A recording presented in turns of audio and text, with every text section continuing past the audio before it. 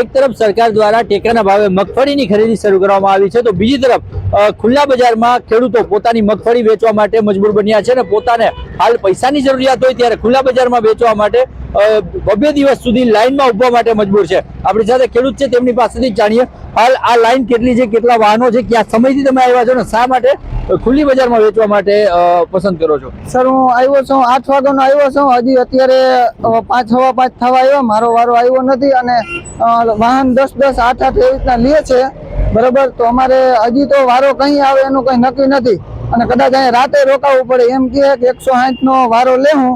હવે અમારો 157 વારો છે, હજી મારો 15મી ગાડી છે, એ કઈ વારો આવે એનો કઈ નક્કી નથી। મારે અત્યારે મોડું થાય, રાતને ઉજાગરો છે, સવારે વાવેતર કરવું છે, અહીંથી મગફળી વેચવા આવ્યા અહીં, હવે આ કઈ વેચાય, બરાબર પલ્લી ગયેલો માલ છે, અમારે હવે શું કરવાનું સાહેબ?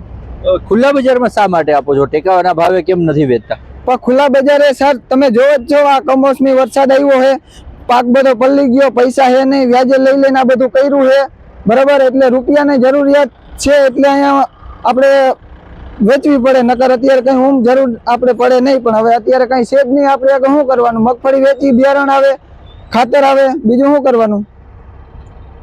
તો જે રીતે ખેડૂતોને હાલ ખુલ્લા બજારમાં મગફળી વેચવા માટે લાંબી કતારો જોવા મળી રહી છે। મગફળીનો જે પાક થયો છે, મોટા પ્રમાણમાં વાવેતર આ વખતે થયું હતું ને, જેને લઈને હાલ અત્યારે ટેકાના ભાવે નહીં પરંતુ ખુલ્લા બજારમાં વેચવા માટે લાંબી કતારો અને કલાકો કે દિવસો સુધી રાહ જોવા માટે ખેડૂતો મજબૂર બન્યા છે। અનિલ ગોહિલ સાથે દિવેશ વાયરા, ખબર ગુજરાત, જામનગર।